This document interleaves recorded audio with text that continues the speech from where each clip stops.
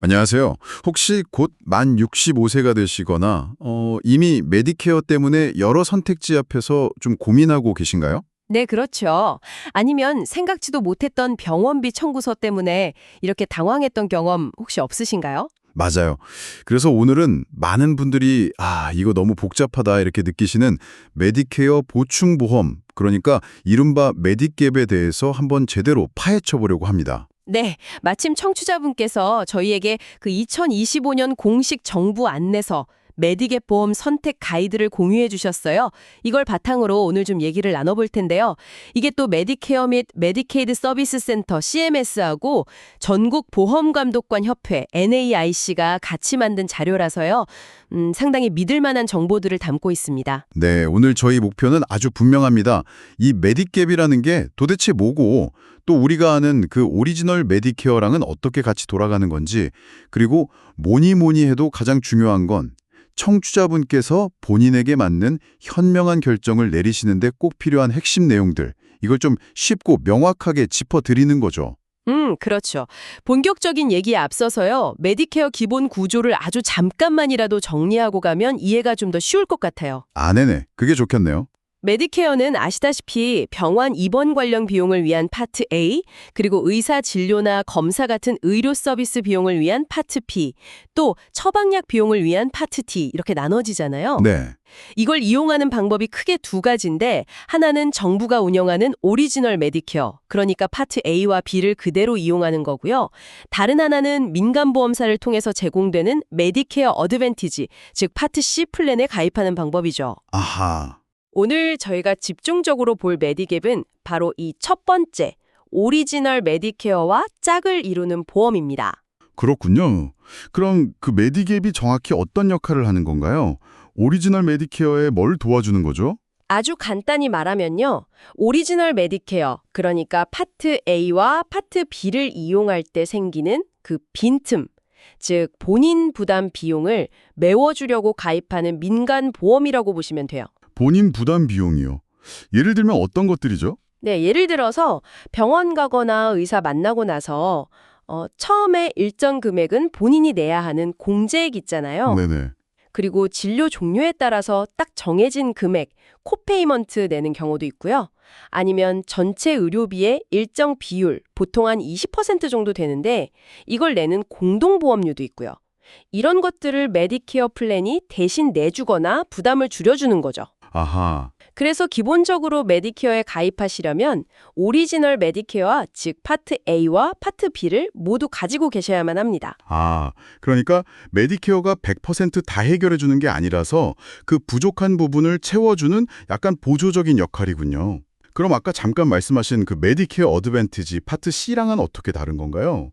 이게 좀 헷갈리더라고요. 네, 그 점이 아주 중요해요. 메디케어 어드밴티지 플랜은요, 오리지널 메디케어를 대체하는 방식이에요. 대체요? 네. 그러니까 파트 A, B 혜택을 정부 통해서 받는 게 아니라 민간 보험사를 통해서 받는 거죠. 보통 거기에 처방약 보장, 파트 D까지 포함되어 있고, 뭐 때로는 치과나 안과 같은 추가 혜택도 주고요.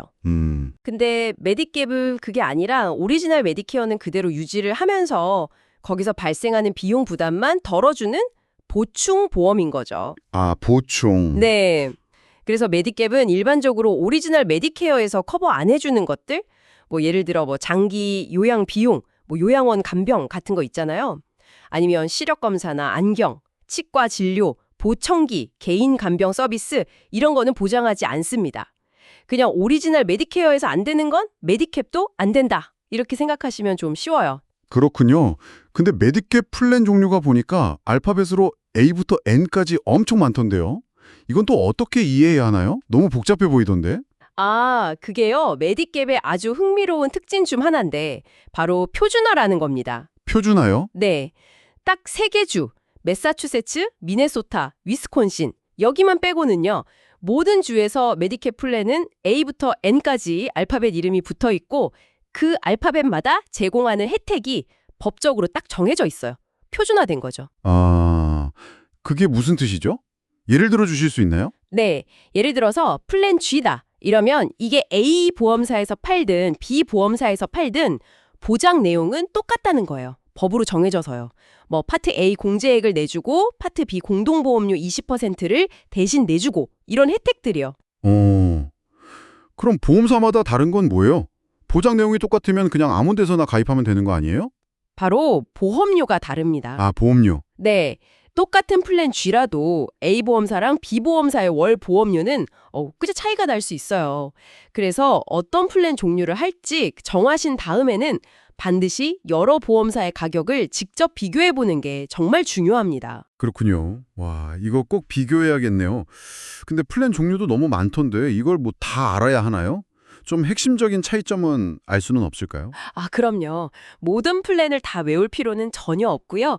몇 가지 기준에 따라서 이렇게 그룹으로 묶어서 생각하면 좀 편해요. 예를 들어서 가장 포괄적인 보장을 원한다? 이러시면 요즘 제일 인기 있는 플랜 중 하나인 플랜 G를 생각해 보실 수 있어요. 플랜 G요? 네, 오리지널 메디케어에서 발생하는 본인 부담 비용 대부분을 커버해 주거든요. 딱 하나 빼고요. 그게 뭐냐면 매년 정부가 정하는 비교적 소액의 파트비 첫 비용, 파트비 공제액이라고 하는데 그것만 본인이 직접 내시면 돼요. 근데 예전에는 플랜 F라는 게 제일 좋다고, 제일 포괄적이라고 들었던 것 같은데요. 아, 맞아요. 정확히 기억하시네요. 플랜 F는 방금 말씀드린 그 파트비 공제까지 전부 다 커버를 해줬어요. 그래서 정말 뭐랄까 첫 1달러부터 신경 쓸 필요가 없는 플랜이었죠. 네네. 그런데 이게 법이 바뀌어서요. 2020년 1월 1일 이후로 메디케어 자격을 처음 얻으신 분들은 더 이상 이 플랜 F나 그거랑 비슷하게 파트비 공제액을 커버해주던 플랜 C 이 두 가지에는 가입하실 수가 없게 됐어요. 아, 진짜요? 왜 그렇게 바뀐 거죠? 그게 제일 좋아 보였는데. 이게 법 개정 때문인데요.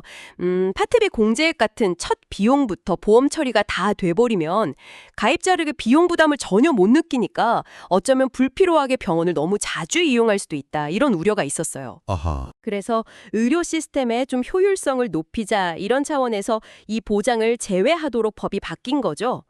물론 2020년 1월 1일 이전에 이미 메디케어 자격이 있었던 분들이라면 여전히 플랜 F나 C를 가지고 계실 수도 있고 또 경우에 따라서는 새로 가입하는 것도 가능할 수는 있습니다. 아, 그럼 2020년 이후에 새로 자격을 얻으신 분들 중에서 그래도 플랜 F처럼 좀 넓게 보장받고 싶다 하시면 대안은 플랜 G가 되겠네요? 정확합니다. 플랜 G가 현재로서는 그 파트 B 공제액 하나 빼고는 가장 폭넓은 보장을 제공하는 플랜이라고 할 수 있죠. 여기에 뭐 추가로 고려해 볼 만한 옵션들이 몇 가지 더 있긴 해요. 어떤 것들이요? 예를 들면요. 플랜 F하고 G에는 고액 공제형이라는 게 있어요. 고액 공제형이요? 네, 이건 매달 내는 보험료는 훨씬 싼 대신에요. 1년 동안 발생하는 의료비 중에서 일정 금액, 예를 들어 2025년 기준으로는 2,870달러인데요. 이 금액까지는 본인이 먼저 다 내고 그 금액을 넘어서야 그때부터 보험 혜택이 시작되는 방식이에요. 아, 보험료는 싼데 초반 부담은 크군요. 그렇죠. 그러니까 평소에는 건강해서 병원 갈 일이 거의 없는데 혹시 모를 큰 병원비에 대비해서 어떤 안전장치만 마련해두고 싶다. 이럴 때 고려해 볼 수 있겠죠. 네, 이것도 일종의 보험료와 본인 부담 수준 사이의 선택이네요. 또 다른 좀 독특한 플랜도 있나요? 네, 플랜 K하고 L이 좀 독특해요. 이 플랜들은 다른 플랜하고 다르게 1년 동안 본인이 내는 돈의 상한선이 있어요. 본인 부담 상한액, 아웃오파켓 리밋이라고 하는데요. 상한액이 있다고요? 네. 그러니까 뭐 공제, 코페이먼트, 공동보험료 이런 걸로 본인이 낸 돈이 이 상한선 2025년 기준으로 플랜 K는 7,220달러, L은 3,610달러인데 여기에 딱 도달하면 그다음부터 발생하는 모든 메디케어 승인 비용은 그해 남은 기간 동안 100% 플랜이 다 내주는 거예요. 와, 그럼 진짜 큰 병 걸렸을 때는 엄청 도움이 되겠는데요? 맞아요. 평소에는 비용 분담 비율이 다른 플랜보다 좀 높아요. 예를 들어 파트 B 공동보험료도 전부 내주는 게 아니라 일부만 내주거든요. 하지만 정말 큰 의료비가 터졌을 때를 대비하는 어떤 최후의 안전망이 있는 셈이죠. 플랜 N이라는 것도 있던데요? 아, 네. 플랜 N은 비교적 보험료가 좀 낮은 편인데요. 그 대신에 의사 진료받을 때마다 최대 20달러, 또 응급실 갔는데 입원은 안 했다. 그러면 최대 50달러 정도의 코페이먼트를 본인이 직접 내야 하는 그런 조건이 붙어 있어요. 와, 정말 다양한 선택지가 있네요. 자, 그럼 이렇게 나한테 맞는 플랜을 골랐다고 쳐요. 그럼 진짜 중요한 건 언제 어떻게 가입해야 하느냐 이거일 텐데요. 제가 듣기로는 이 시기를 놓치면 엄청 불리하다던데요? 네, 아주 중요한 지적입니다. 메디캡 가입에 있어서 뭐랄까 골든타임이라고 할 수 있는 시기가 있어요. 바로 메디캡 공개 가입 기간, 메디캡 오픈 인롤먼트 피리어드 OEP인데요. 이 기간은 정말 놓치지 않는 게 좋습니다. 공개 가입 기간이요? 그게 정확히 언제고 왜 그렇게 중요한 건가요? 이 기간은요, 청취자분이 만 65세 이상이시고 메디케어 파트 B에 처음으로 가입한 달, 그 달의 첫날부터 시작해서 딱 6개월 동안 주어집니다. 이런 병력을 이유로 메디갭 가입을 거절할 수가 없어요. 그리고 다른 사람보다 더 비싼 보험료를 매길 수도 없고요. 와, 즉, 이 6개월 동안은 내가 원하는 어떤 메디갭 플랜이든 골라서 묻지도 따지지도 않고 가입할 수 있는 권리가 보장되는 거죠. 와, 이거 진짜 6개월짜리 황금 티켓 같은 거네요. 그럼 만약에 이 기간을 놓치면 어떻게 돼요? 메디갭에 아예 가입을 못 하는 건가요? 가입 자체가 아예 불가능해지는 건 아니에요. 하지만 상황이 훨씬 불리해질 수 있죠. 이 공개 가입 기간이 지나버리면 대부분의 경우 보험사는 청취자분의 건강 상태를 심사할 수 있게 돼요. 이걸 메디컬 언더라이팅이라고 하는데요. 건강심사요? 네. 그러니까 뭐 과거 병력이나 현재 앓고 있는 질환 때문에 아예 가입이 거절될 수도 있고요. 가입이 된다 하더라도 훨씬 높은 보험료를 내야 할 수도 있어요. 그래서 가급적이면 정말 웬만하면 이 공개 가입 기간 안에 가입하는 게 최선입니다. 그렇군요. 근데 살다 보면 뭐 예상치 못한 상황이 생길 수도 있잖아요. 예를 들어서 뭐 갑자기 직장을 그만두게 돼서 보험이 없어졌다거나 뭐 그런 경우요. 그럴 때는 정말 방법이 없나요? 아, 좋은 질문이에요. 다행히 그런 특정 상황에서는요, 공개 가입 기간이 아니더라도 메디갭 가입이 보장되는 경우가 있습니다. 이걸 보장된 발급 권리, 뭐 다른 말로 메디갭 보호 조항, 메디갭 프로텍션즈라고 부르는데요. 아, 그런 게 있군요. 어떤 경우죠? 예를 들어서 기존에 회사 다니면서 들었던 직장 보험이 끝났을 때, 아니면 내가 사는 지역에서 가입했던 메디케어 어드밴티지 플랜이 갑자기 서비스를 중단했을 때, 혹은 어드밴티지 플랜에 처음 가입했는데 영 마음에 안 들어서 1년 안에 다시 오리지널 메디케어로 돌아가고 싶을 때, 뭐 이런 경우들이 해당될 수 있어요. 네. 이런 특정 상황에서는 정해진 몇몇 메디캡 플랜들, 주로 뭐 플랜 A, B, D, G, K, L 이런 플랜들에 한해서는 건강 상태 묻지도 따지지도 않고 가입이 보장됩니다. 플랜 F나 C는 자격 조건에 따라 좀 다를 수 있고요. 아, 다행이네요. 구제책이 있긴 있네요. 근데 이런 권리가 생기면 언제까지 신청해야 되는 건가요? 기한이 있겠죠? 네, 이게 또 중요해요. 보통 이런 보장된 발급 권리가 발생하는 그 시점으로부터 63일 이내에 메디캡 플랜을 신청해야 합니다. 63일이요? 2달 조금 넘네요. 네, 2달 정도 시간인데 이것저것 알아보고 결정하려면 생각보다 시간이 빠듯할 수 있어요. 그래서 해당 상황이 생기면 좀 신속하게 움직이시는 게 좋습니다. 아, 그리고 기존 질병 대기 기간이라는 것도 좀 고려해야 하는데요. 그건 뭔가요? 메디케어에 가입하기 전에 이미 앓고 했던 질병에 대해서는요, 가입하고 나서 최대 6개월까지는 보험 적용을 못 받을 수도 있다는 거예요. 대기 기간인 거죠. 헉, 6개월이나요? 네. 다만 만약에 메디케어 가입 직전에 뭐 직장 보험 같은 신용 가능한 보험, 크레디터블 커버리지에 6개월 이상 끊김없이 가입되어 있었다면 이 대기 기간이 줄어들거나 아예 없어질 수도 있습니다. 아하, 그렇군요. 그럼 보험료 책정 방식도 여러 가지가 있다고 들었어요. 이것도 가입할 때 좀 봐야 할 사항인가요? 네. 특히 장기적인 비용을 예측하는 데 아주 중요합니다. 크게 3가지 방식이 있는데요. 첫 번째는 커뮤니티 등급이에요. 이건 같은 지역에 사는 사람이면 나이나 성별 상관없이 다 똑같은 보험료를 내는 방식입니다. 오, 그럼 나이가 들어도 보험료가 안 오르나요? 이론적으로는 나이 때문에 오르지는 않죠. 물론 뭐 물가 상승이나 다른 요인으로는 오를 수 있지만요. 두 번째는 가입 연령 등급인데요. 이건 청취자분이 메디갭에 처음 가입할 때 나이를 기준으로 보험료가 딱 정해져요. 그리고 그 이후로는 나이가 든다고 해서 보험료가 오르지는 않는 방식입니다. 이것도 괜찮아 보이는데요. 네. 마지막 3번째가 도달 연령 등급인데 이건 현재 청취자분의 나이에 따라서 보험료가 측정되는 방식이에요. 현재 나이요? 그럼 네, 맞아요. 이 방식은 처음 가입할 때는 보험료가 셋 중에서 제일 저렴할 수 있어요.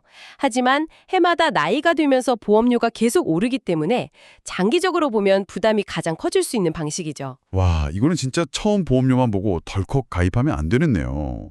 어떤 방식으로 보험료가 오르는지 꼭 확인해야겠군요. 그렇습니다.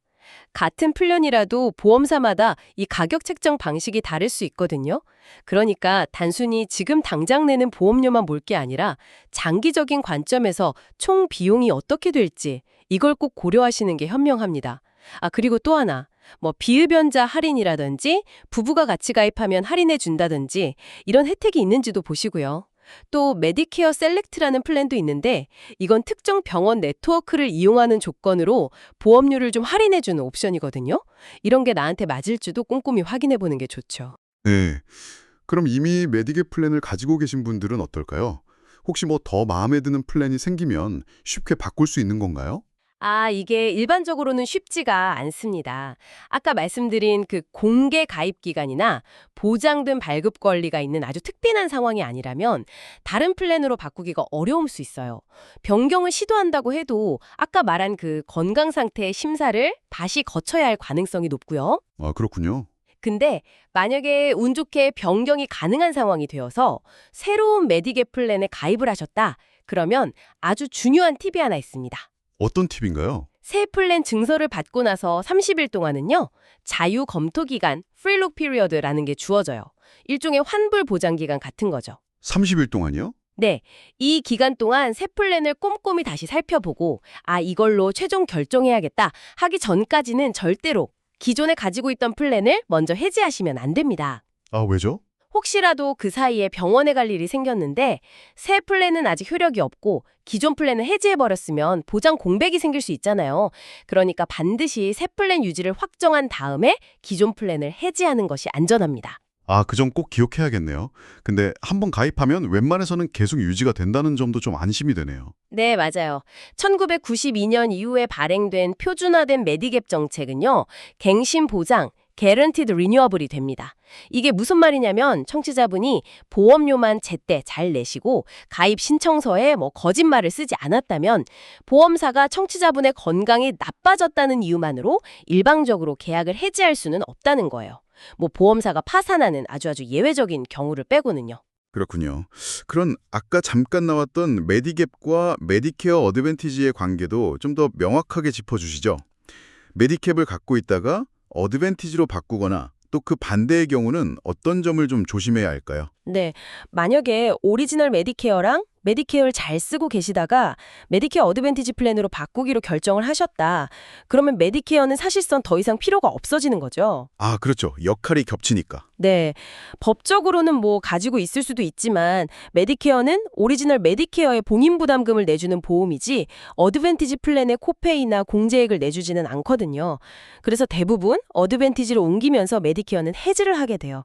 근데 문제는 여기서 생길 수가 있어요. 어떤 문제죠? 나중에 어드밴티지 플랜 써보니까 영 별로거나 아니면 내 상황이 바뀌어서 다시 오리지널 메디케어랑 메디케어 조합으로 돌아가고 싶을 때예요. 아, 어드밴티지에 처음 가입하고 1년 이내처럼 시험 가입 권리 트라이얼 라이트라고 해서 다시 돌아갈 수 있는 권리가 보장되는 특정 기간이 아니라면요. 예전에 해지했던 그 괜찮았던 메디캡 플랜에 다시 가입하는 게 매우 어려울 수 있다는 거죠. 아까 말한 건강심사 때문에요. 그렇죠. 건강심사를 통과 못하거나 아니면 훨씬 비싼 보험료를 내야 할 수도 있기 때문에 어드밴티지로 옮겨가는 결정은 정말 신중하게 하셔야 합니다. 나중에 돌아오기 어려울 수 있다는 점을 꼭 염두에 두셔야 해요. 네. 처방약 보장 문제도 빼놓을 수가 없죠. 메디캡에서 약값들 해결해 주나요? 이게 좀 중요한데요. 2006년 1월 1일 이소로 판매된 메디캡 플랜에는 처방약 보장이 포함되어 있지 않습니다. 아, 전혀요? 네, 그 이전에 판매된 아주 일부 구형 플랜에는 포함된 경우가 있긴 했지만 지금 새로 가입하시는 플랜에는 없다고 보시면 돼요. 그래서 오리지널 메디케어랑 메디갭을 이용하시는 분들은 약값을 위해서는 대부분 별도의 메디케어 파트 D 처방약 플랜에 가입을 하십니다. 아, 파트 D를 따로 가입해야 되는군요. 네, 혹시라도 아주 오래된 약 보장이 포함된 메디갭 플랜을 가지고 계신 분이 만약에 파트 D에 새로 가입하게 된다면 반드시 기존 메디갭 보험사에 꼭 알려야 해요. 그래서 약 보장은 빼고 보험료를 조정해야지 안 그러면 이중으로 보험료를 내게 될 수도 있습니다. 그렇군요. 근데 파트 D는 또 가입 시기를 놓치면 벌금이 평생 붙는다고 하던데요. 그 무섭던데요. 네, 맞아요. 가입 지연 벌금이라는 게 있죠. 평생 따라다니니까요. 하지만 이것도 예외가 있는데요. 예를 들어 메디갭 가입 전에 뭐 직장 보험이나 다른 보험을 통해서 메디케어 파트 D 기준을 충족하는 이걸 신용 가능한 처방약 보험이라고 부르는데 이런 보험을 가지고 계셨다면 그 보험이 종료된 후에 파트 D에 가입할 때는 벌금이 부과되지 않습니다. 다행이네요. 네. 그래서 내가 예전에 가지고 있던 보험이 이 신용 가능한 보험이었다는 증명서 이걸 잘 보관하시는 게 아주 중요해요. 나중에 벌금 면제받으려면요. 네. 이제 좀 특별한 경우들을 살펴보죠. 65세가 아직 안 됐는데 장애가 있거나 아니면 말기 신장질환, ESRD라고 하죠. 이런 것 때문에 메디케어 자격을 얻으신 분들도 계시잖아요. 이런 분들도 메디갭 가입이 가능한가요? 이게 연방법 차원에서 보면요. 보험사가 65세 미만인 분들한테 메디갭을 의무적으로 판매해야 한다. 이런 요구는 없어요. 의무는 아니군요. 네. 하지만 많은 주, 한 30개 정도 되는 주에서는요. 자체 법률을 통해서 보험사들이 적어도 한 가지 이상의 메디갭 플랜은 65세 미만 메디케어 수혜자에게도 제공하도록 의무화하고 있습니다. 어떤 주들이 해당하는지는 공식 안내서나 아니면 해당 주 보험부서 웹사이트 같은 데서 확인해 볼 수 있어요. 그럼 만약에 제가 사는 주가 그 30개 주 목록에 없으면 가입이 아예 불가능한 건가요? 의무는 아니지만 일부 보험사들은 자발적으로 65세 미만에게도 메디갭 플랜을 판매하기도 합니다. 다만 이럴 경우에는 선택의 폭이 좀 좁거나 아니면 65세 이상 가입자보다 보험료가 꽤 비싸거나 또 건강상태 심사를 통과해야 할 수도 있어요. 그런데 여기서 정말 중요한 포인트가 하나 있습니다. 그게 뭔가요? 65세 미만의 장애 같은 이유로 메디케어 자격을 얻어서 메디갭에 가입을 했더라도요. 나중에 만 65세가 딱 되는 시점에 다시 한번 6개월짜리 메디갭 공개 가입 기간 OEP를 갖게 된다는 사실입니다. 와, 진짜요? 65세 때 다시 한번 그 황금 티켓 기회가 주어지는 거군요. 그렇습니다. 그때는 이제 건강 상태 전혀 상관없이 더 다양한 플랜 중에서 자유롭게 선택할 수 있고요.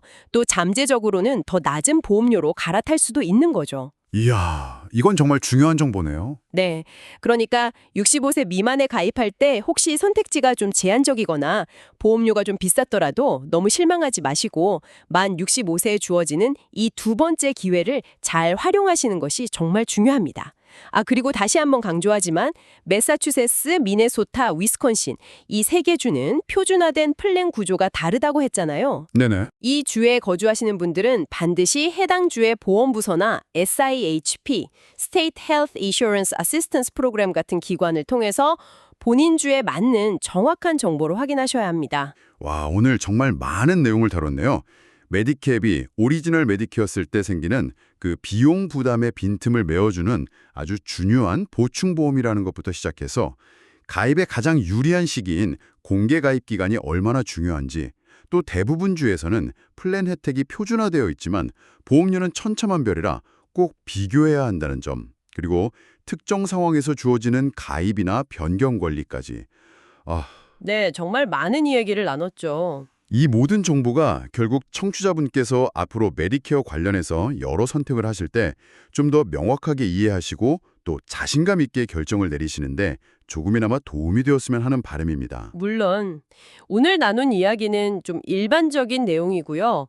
개인의 상황은 정말 다 다를 수 있잖아요. 그래서 더 구체적인 정보나 본인 상황에 딱 맞는 조언이 필요하시면 절대 주저하지 마시고 공식적인 정보 채널을 꼭 활용하시는 것이 좋습니다. 어떤 채널들이 있죠? 네, 일단 메디케어 공식 웹사이트 medicare.com 방문해 보시고요. 아니면 1800-메디케어 그러니까 1800-633-4227번으로 전화하셔서 직접 상담을 받아보시는 것도 좋아요. 또 각 주에서 무료로 그리고 공정하게 상담을 제공하는 건강보험 지원 프로그램 SIHP라는 게 있거든요. 웹사이트 cphelp.org 여기서 지역별 연락처를 찾으실 수 있고요. 아니면 주 정부의 보험부서도 아주 훌륭한 정보원입니다. 네, 꼭 활용해 보시면 좋겠네요. 그럼 마지막으로 오늘 저희가 나눈 이야기들을 바탕으로 청취자분께서 한번 스스로에게 던져볼 만한 질문을 드리면서 마무리할까 합니다. 네. 앞으로 5년, 10년 아니면 그보다 더 먼 미래를 봤을 때 나의 건강 상태는 어쩌면 어떻게 변할 수 있을까? 또 의료 관련 정책이나 이 보험 시장 자체는 또 어떻게 바뀔 수 있을까? 이런 좀 불확실한 점들을 고려했을 때 과연 나에게 장기적으로 더 안정적이고 더 적합한 메디케어 활용 방식은 무엇일까? 예를 들면 꾸준히 예측 가능한 비용으로 폭넓은 의료 선택권을 유지하는 오리지널 메디케어와 메디갭 조합일까? 아니면 매년 플랜 조건이 좀 바뀔 수는 있지만 잠재적으로 더 낮은 월 보험료에다가 치과나 안과 같은 추가 혜택까지 제공하는 메디케어 어드밴티지 플랜일까? 뭐 정답이 있는 건 아니지만요. 이 질문에 대해서 한번 깊이 고민해보는 시간을 가져보시는 건 어떨까 싶습니다.